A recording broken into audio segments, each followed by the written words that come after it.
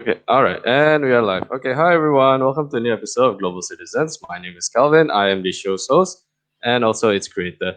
Okay, a little heads up for you guys. So I actually am having a little bit of an internet issue. Yeah, these days in Jakarta, we've been having rain nonstop. So I don't know why the connection might be a little affected, but hopefully it doesn't. I actually need to use my personal phone hotspot as an adapter for this. So yeah, that's a small thing, but we hopefully our broadcast continues well. If in case myself or my guest for today we lost our transition, just wait for a few seconds and we'll be back online. Okay. All right, so my guest for today is Ms Margaret Ho. Margaret is actually from Hong Kong, but she grew up in the Philippines. And along with that, she actually did her graduate studies in Caltech in the United States. She's currently residing in Baltimore, Maryland. She is a biologist who studies the Drosophila, which is a fruit fly, and her specialty is on genetics and sorry, Margaret, can you help me out a bit on that later? I can't really pronounce it. Sorry No about that. worries. I'm not a biologist. I'm a podcaster. Okay, so Margaret has done quite a lot of really amazing stuff, and today she will be sharing us with a little bit more on her background as a TCK and also on how you can identify stuff like hoax or information that might not seem accurate. As these are times whereby in our life whereby we need to be a little bit more cautious. Okay, so Margaret, welcome to the show. How are you feeling? Great. How are you? Fantastic. A little sleepy. It's 8 a.m. here. I just woke up like around 4:30. And yeah, You've been not up to since worry. 4 a.m. Yeah, I wake up at around 5 a.m. usually. It's I quite a bit of admire a bad your. habit. I had a sleeping disorder when I was young, so it kind of carried over till now. But yeah, that's a small thing. All right, Cool. Margaret. So yeah, so first off, there's a term on the show called the TC Quest, whereby you actually need to tell us a little bit more about your personal background. I mentioned earlier on a summary of it, but this is followed by the first question, and I'm sorry you will have to hate me for it. What is your definition of home? Oh, that's a good question. Yeah. Um, yeah, so I guess home for me is connecting with other people who have an open-minded mindset wherever I'm living. I think I look for friends and connect easily with people who sort of share the same like community building values and kind of a more diverse outlook. And so it's those friends and then also my family who are just like they're weird. They're also weird TCK like personality, having lived abroad for so long. And so that's kind of what I define as home, and I take that wherever I live.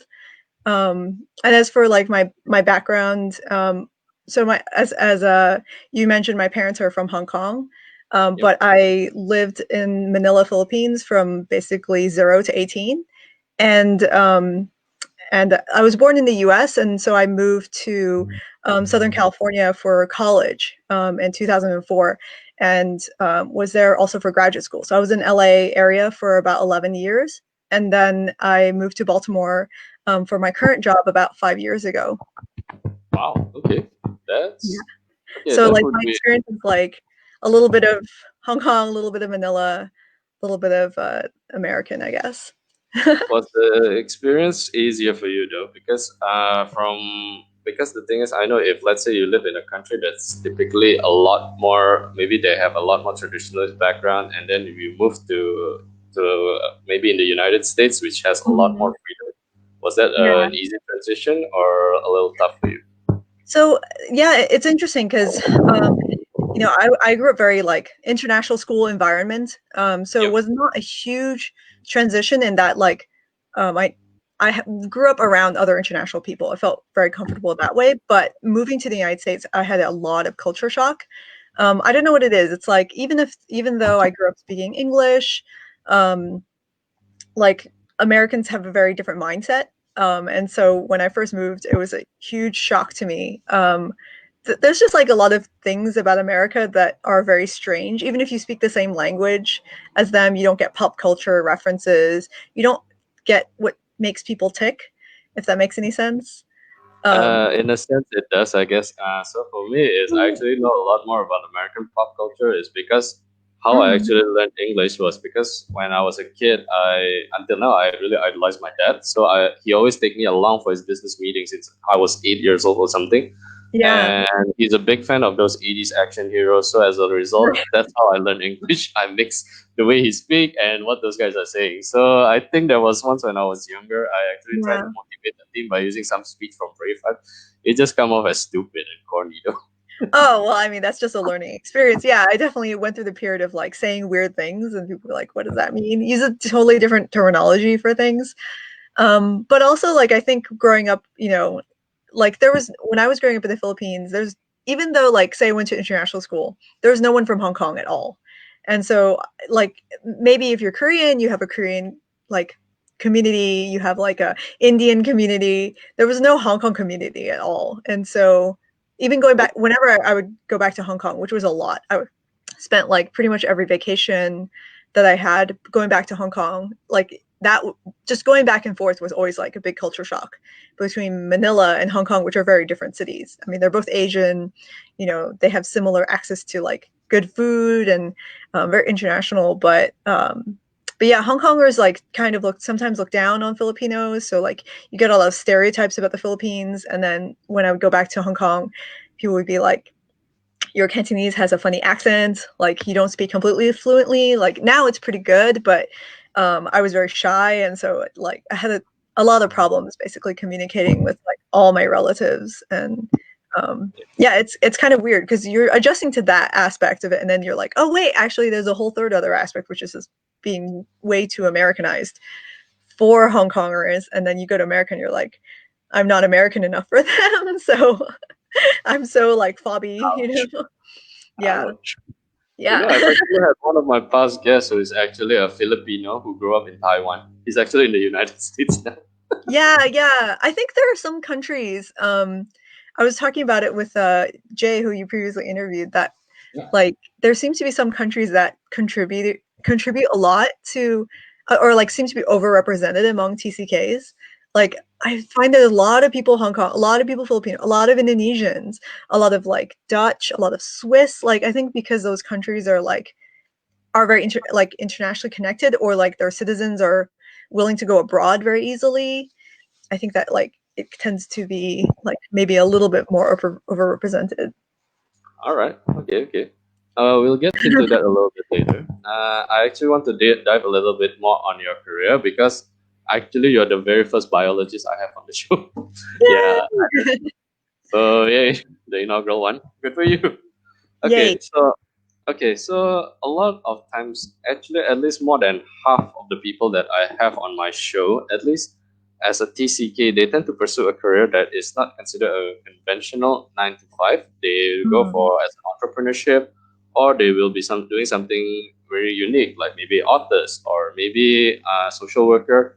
For your case, while as a scientist, you do have a. I'm not sure if there's a conventional 9 to 5 career, but in a sense, it is It's not not a considered. conventional 9 to 5 career.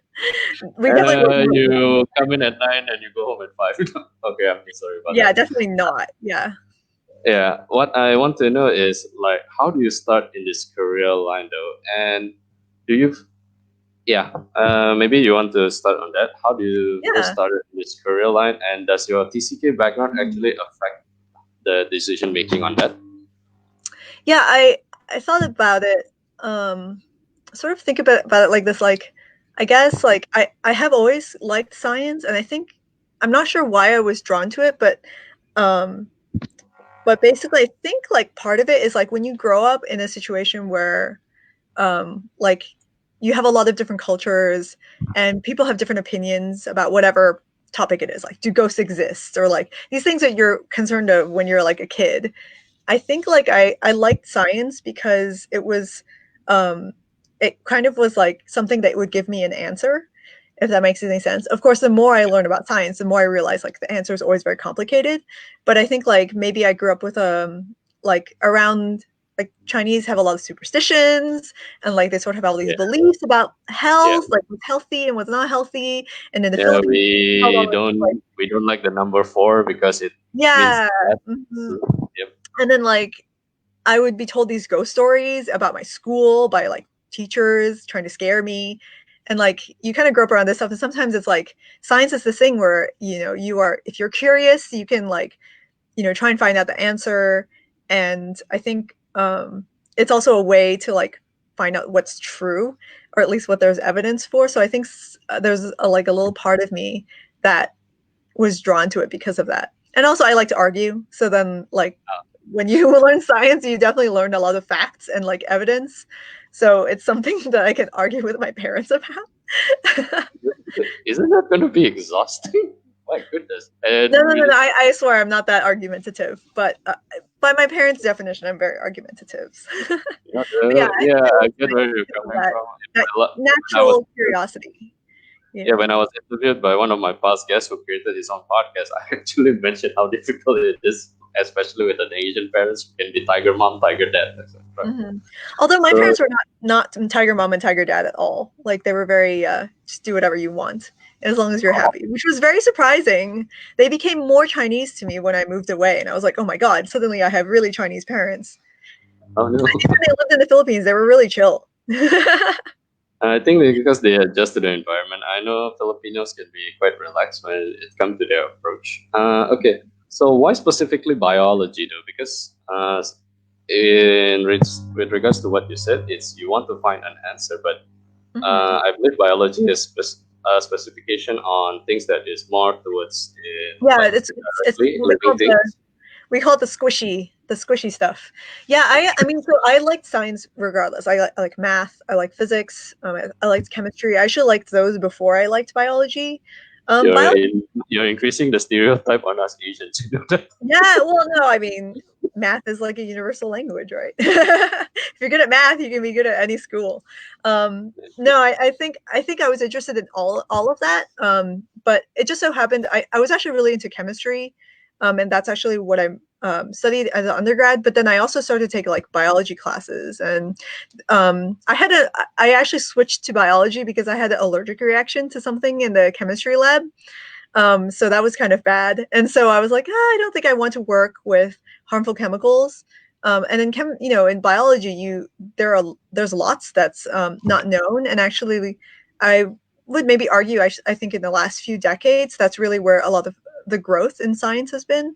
Obviously, there's unanswered questions in every field, but I think a lot of the major advances in the last like few decades have been in biology, just because we've just very recently gotten all the tools to ask good questions. Like we can sequence genomes now, we can do a lot of things that were totally impossible before. So it's a big growth area in science, and same goes for neuroscience. Like in the last 10 years, neuroscience has gotten lots of tools to like activate neurons in different parts of the brain. Like that's all very new, and so you can there's like the field is open for a lot of answering a lot of cool questions. So I think that's kind of what I went to biology. It's like because there's a lot to learn in that area. Okay, okay, okay. I believe in our TCK WhatsApp group, there was once I actually posted. I posted something which I'm not. It doesn't have any citation on it. At that time, you feel that it's not accurate enough. So with the recent corona epidemic, a lot of times is that we will receive a lot of funny informations on how we can handle it. I believe I heard somebody called using turnips or something that it actually can help act as a remedy without any citation. At that time, it was after I posted that, and after what you mentioned to me, I was like, okay, I better don't follow this.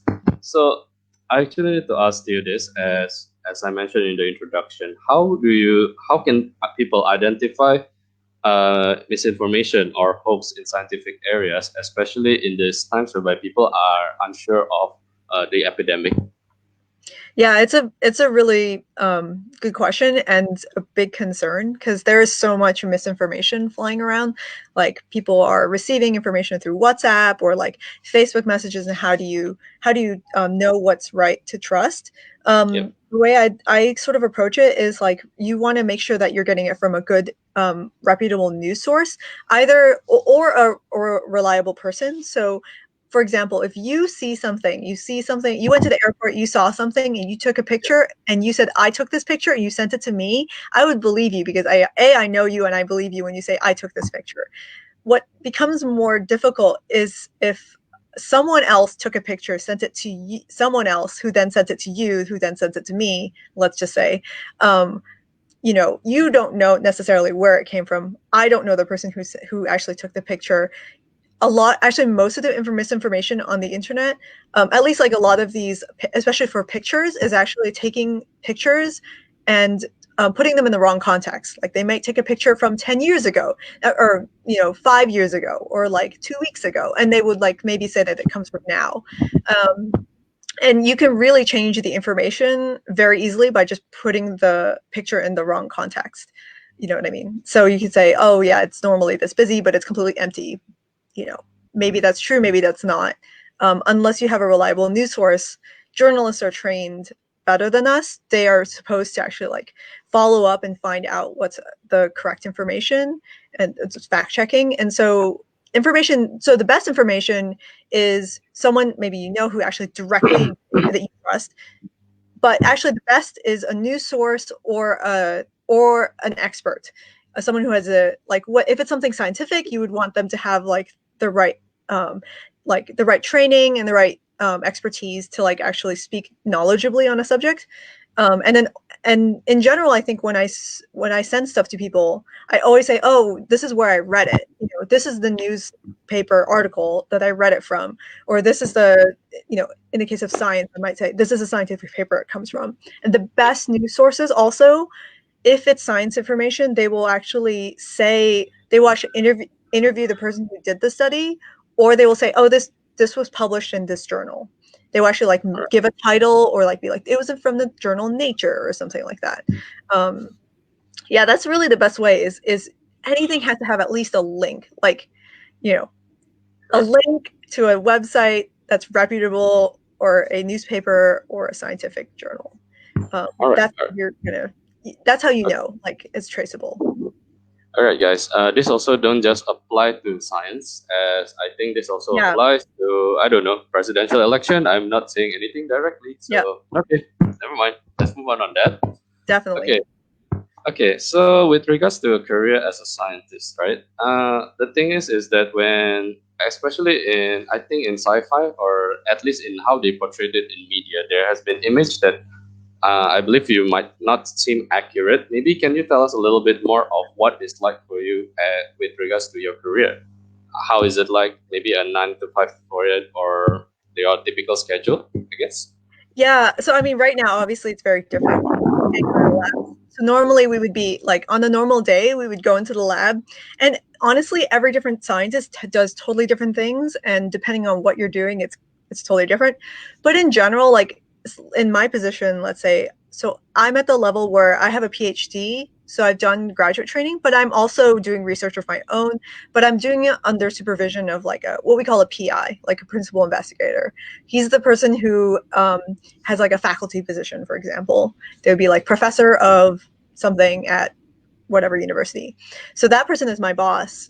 And so, I kind of have an independent line of research that I've discussed with him, but he's sponsoring my research. He's the one who gets the money from the government to pay me to do what I want to do. And so on a day-to-day basis, I go in, it could be anything. I'm just often working with flies, I'm setting up crosses or whatever. I might be writing a grant. I might be analyzing data that I've collected. So we load flies into incubators and we test their sleep behavior. We're looking at different genes or different circuits. So I would be analyzing data like that. And I also work with a lot of other people. So we have a team of the lab, and our projects are similar, but they often overlap or we collaborate.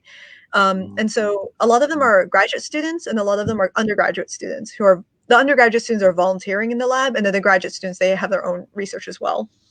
And so, yeah, I will often be basically, it's not a job that has any kind of structure, in the sense of I just do whatever needs to be done, whatever that may be. It could be writing, it could be analyzing data, it could be setting something up, it could be thinking about an experiment, it could be just arguing with people about what this experiment really means, and what's a better way to test something, or sometimes it's wrangling equipment, having to set up the equipment to do an experiment, fixing a microscope if it gets messed up. It can be anything. and yeah, we work a lot with the students, and oftentimes we're mentoring them. They All might right. have like a rotation project, and we'll be like helping them out.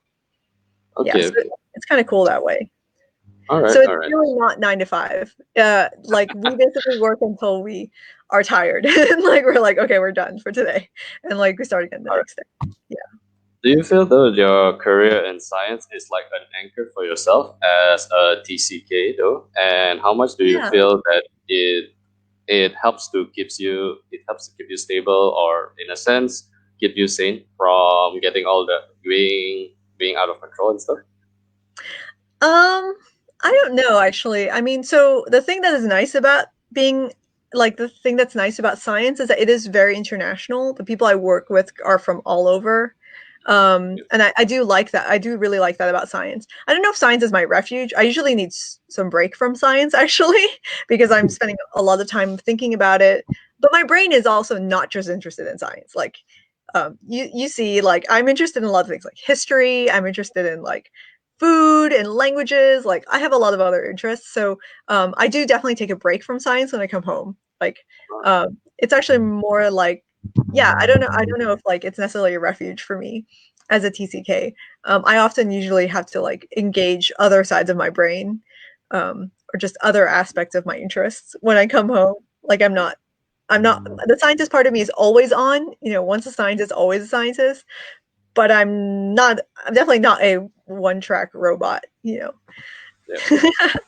Yeah, nah, not to worry. I get it. I believe some like when it comes to a chef is that they don't actually like to cook at home. It's because they cook for their Yeah, job. it's So when they come home, exhausting. it's Mhm. okay. I rather Yeah, order some pizza. yeah. So I yeah, mean, I get where.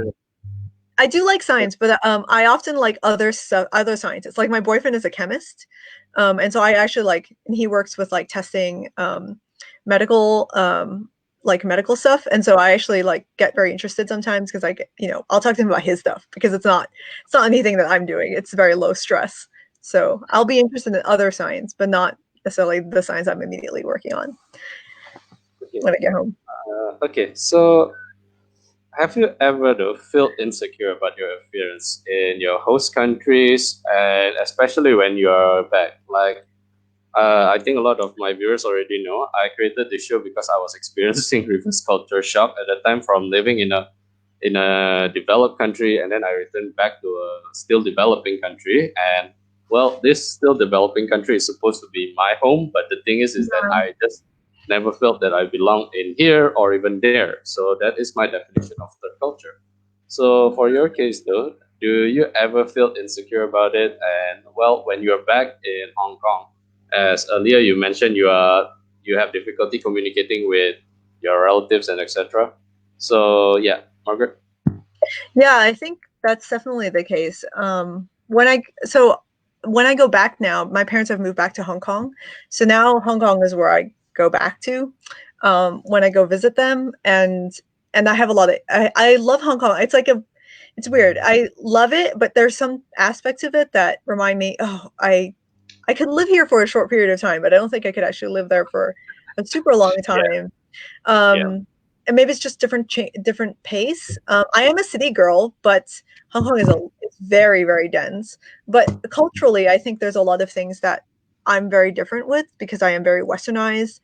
I care a lot about. Well, Hong Kong is pretty good actually. Like, but it is a little bit. But Chinese culture can be still be a little bit patriarchal. The way that they treat women, the way they present women. Like Hong Kong women are very like tough, very like, you know, in definitely in the workplace and everything. But there's also a lot of like very weird messaging that I get about marriage, or I get about yeah, having children, or just like yeah, physical appearances and yeah. expect. My second one in Indonesia, when I come back, a random Gojek driver just asked me within the first 15 minutes, "Hi, how are you? Are you married? When are you getting married? When are you gonna have kids?" A Yeah, random driver.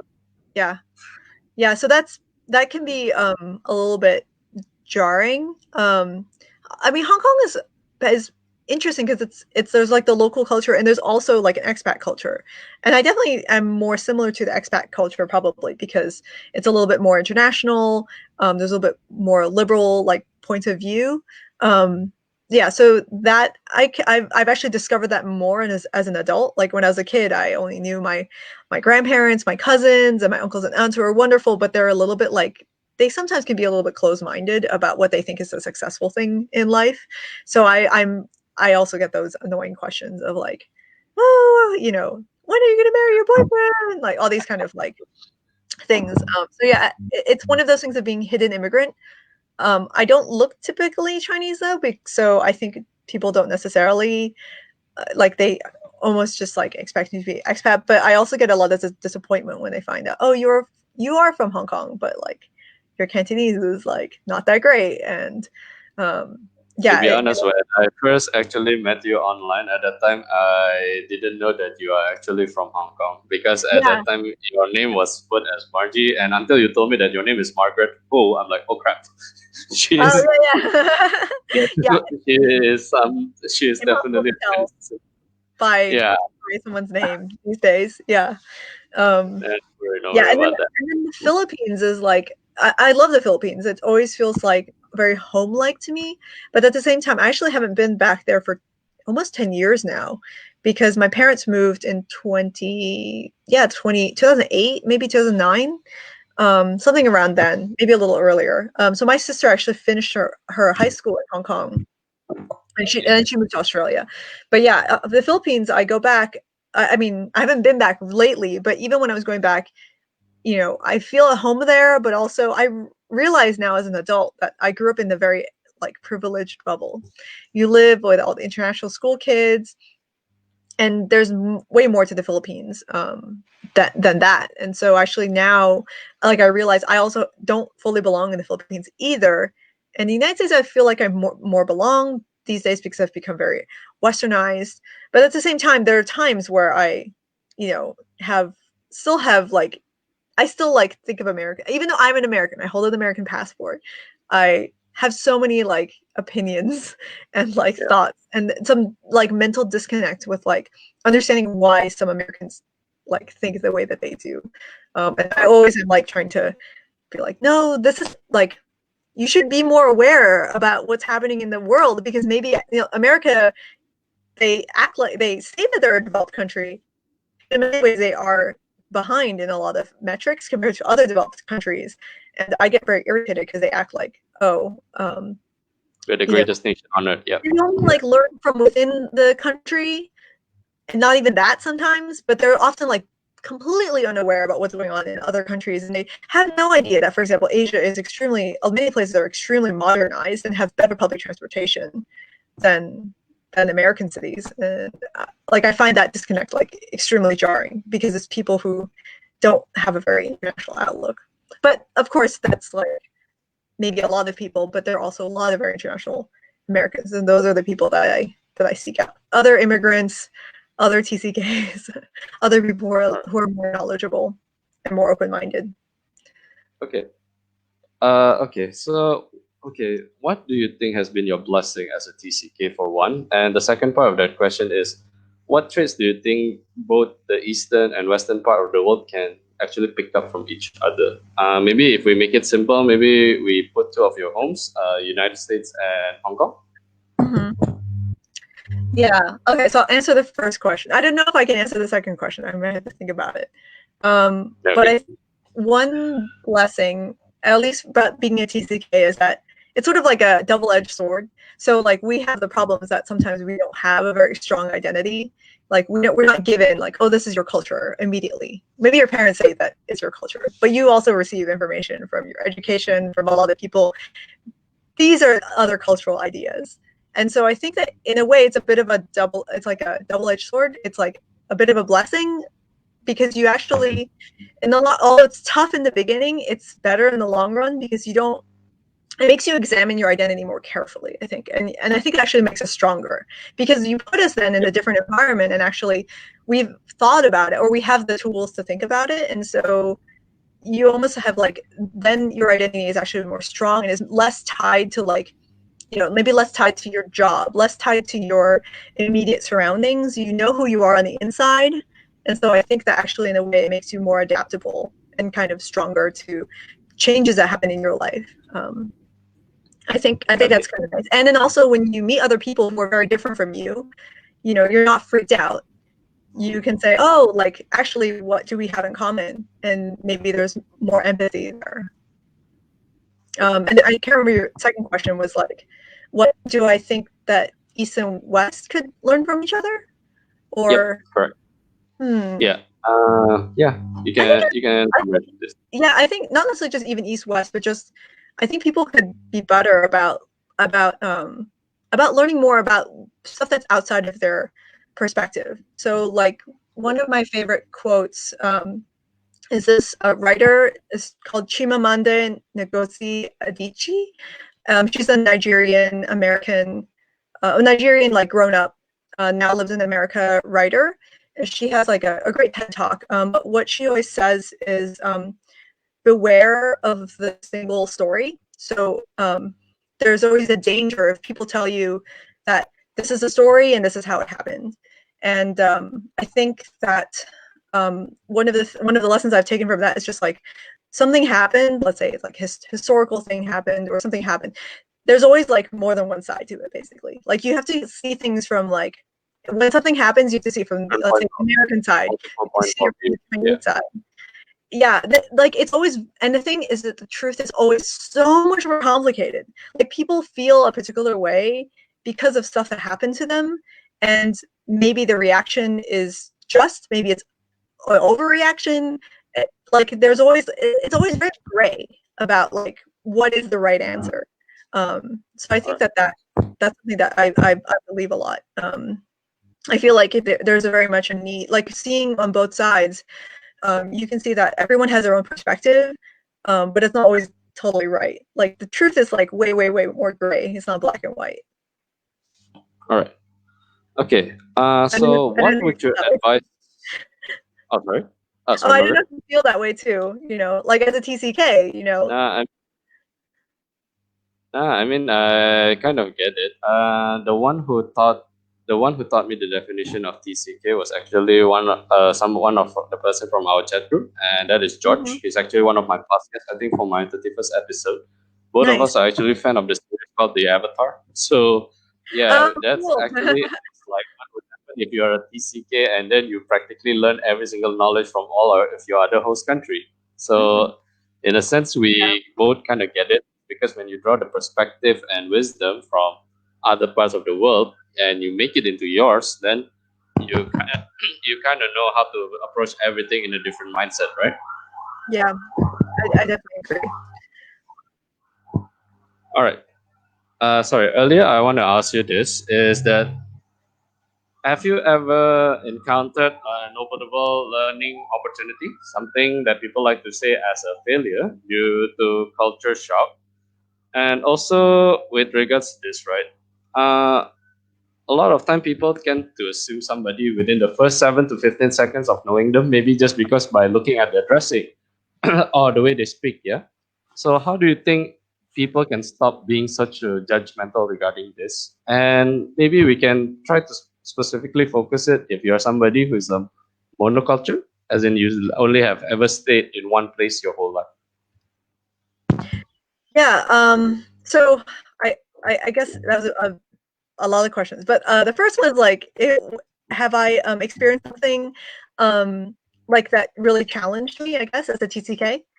I Yep. guess, like, one, I mean, I sort of mentioned before, is just a culture shock of moving to a new country. And even though I'm an American passport, I spoke English, I really couldn't understand Americans, and they kind of couldn't understand me at all when I first moved. I was like, actually, like, struggled a lot.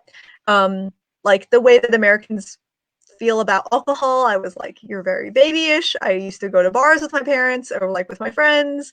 They have, like, really weird ideas about sex sometimes. Like, they're both, like, very Okay. interested in it, but also very, like, unable to talk about it. Like, I was used to more like my European friends who were, like, very frank, very, like, practical, and, like, Americans are very, like, oh, like, they're very prudish sometimes. Um, but at the same time, like, I was also like, America has a lot to teach me as well. Like, I was so impressed with them, with students who are, like, not only good at school, but they're also, like, very, very talented. They can, like, sing, they can They can dance. They can they know tons about obscure subjects. But then at the same time, I would also get annoyed because they would know so much about who directed The Simpsons and who's that actor in this show. Da, da, da, da. But then they don't know anything about world history, right? They don't even know that their country colonized the Philippines, for example. They don't even know that Hong Kong was a British colony. These are basic facts. I mean, these are fairly well-known facts, things like, oh, this country, Burkina Faso, is in Africa. Just knowing basic geography. I was like, how can you not know this? So that was a big challenge for me. But I think what helped me was just getting to know more people and getting to also understand things from their perspective. The more I learned about them, the more I realized I understand where they're coming from, and also just finding maybe also more knowledgeable people who are also equally curious, also equally pretty smart.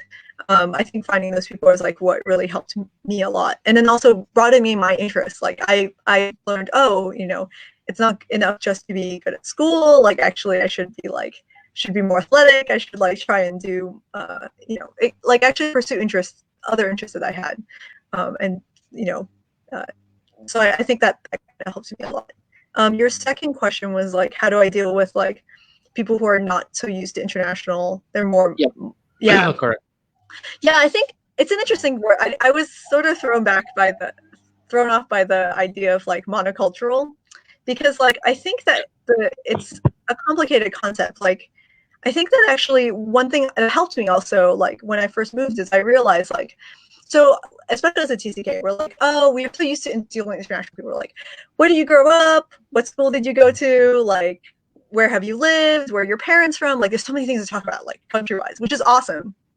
But also I realize is that a lot of people who you meet who maybe only lived in one country, actually they're not monocultural. They're actually well, one thing, the world is becoming more diverse, I think, and more TCK friendly. Traveling more internationally, people are a lot of people are immigrants. A lot of people are very ethnically diverse and multiracial.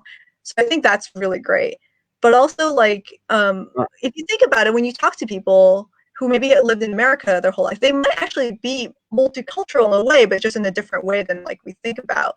So they might have there's a big urban rural thing. Maybe they grew up in a rural area and actually this is the first time living in a city, or maybe they are their family was poor but they went to a rich school, or maybe they have different sides of the family that are military or civilian, or there's other things like that. Or maybe they come from a black family but they go to a white school. So actually there's a lot of people actually who are quite multicultural, or at least they have experienced what it's like to be in different to actually experience mixing in different cultures and the clash that can happen.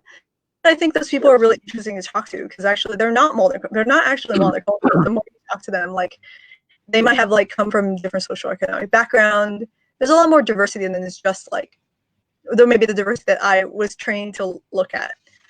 So I think looking at things that way helped me a lot, because I realized, oh, I have a lot to learn about from them, because there's things about me that I think are not that diverse. I grew up in a relatively privileged background. I've always been to very hang out with very educated people in good schools, but actually that's not representative necessarily. So I think actually learning from different people is very, very valuable. That's kind of how I think about it. And then as an international person, you just try and be oh yeah, just raise some kind of awareness about different cultures. Yeah, I get that. I love that point. Actually, I think the thing is that when even if you're mixed race, sometimes it's just because the ideal that you're exposed to is more towards what is you see as in general where you are staying. But the thing is that they've never been able to or never have the opportunity to explore the more interpersonal connections, such as maybe where their parents are from and etc. Yeah. So yeah, I really love that point actually. Okay, okay. Okay, so this is going to be my last question. Okay, so what three pieces of advice, sorry, one for them each, so that you can give to one TCK who is still adjusting to their new home, someone who is interested in a career as a scientist, or three, the combination of both of them. So maybe we will see a future you, Ooh. another version, a younger you in the future. Yeah. So the first question is, what advice would I give to just TCKs adjusting to a new culture? Yep. Yeah, so the first, I think I would go back to that point, is just like, you know, a lot of people think that when they live in one place, they might not see the diversity that's there. You know, like we're often very trained, oh, everyone around me is American, everyone around me is German. Let's say, they're you living in a new place, but actually, like, and that's how it looks like to a foreigner, right? Like, all looks same, like everything looks the same. But the truth is that when you actually get to know people, the more that you learn about their culture, or whatever, you actually see that there's a lot of nuance. And I think that that's something that's very interesting, because that's something that we TCKs gravitate to. We're always interested in learning. So like, the more that you learn about that culture, the more you actually see that there's actually some nuance and some diversity. People think differently in the culture. So I think that ends up being like kind of your in, you know what I mean? That like, it doesn't seem to be monolithic. And you yourself are bringing something to that as well. So I guess that's my advice, is like, try to look for that. Try to look for people who are also open-minded, like, you know, that they are also looking for that, they're looking for that different experience. I think that helps a lot. Your second question was advice for people interested in science. Yeah, so I think like, just in general, science is something that's like, you know, it's an interesting job, because it's like, it's still a little bit like you have to get an education and everything. But like, I would just say, don't be afraid to like reach out to people whose work is interesting to you. Like, the good thing about science is that every country does science. Oh, well, maybe not every country, but like most countries do science in some way. There's always universities in different countries, and there's an opportunity to study it, and to practice it widely. And so, like, educate yourself. Like, we have the benefit of the internet. You can find out what's happening at your local universities. You can find out what's happening in countries you might want to study in, and like contacting people and figuring out what's there. That is often just like figuring out how actually people get into that university, figure out how people get into that lab. So much of like science is very like word of mouth, which is a bit unfortunate, because I think that actually makes it sometimes less diverse from like say a socioeconomic perspective, but it is very international. So yeah, it's science is a culture just like anything else. So if you can figure out like, especially if you're a TCK, if you can figure out how the culture is for the science in that country, you can find an in, is kind of what I would say. Yeah, and I think that's sort of like if you're a TCK and a scientist, you actually have an in, because it's just another culture that you can figure out. You know, whatever, it's a new language, right? There's a lingo, you know, there's like a system for the education. There's like people that you have to meet. So it's kind of very similar to assimilating into a different culture.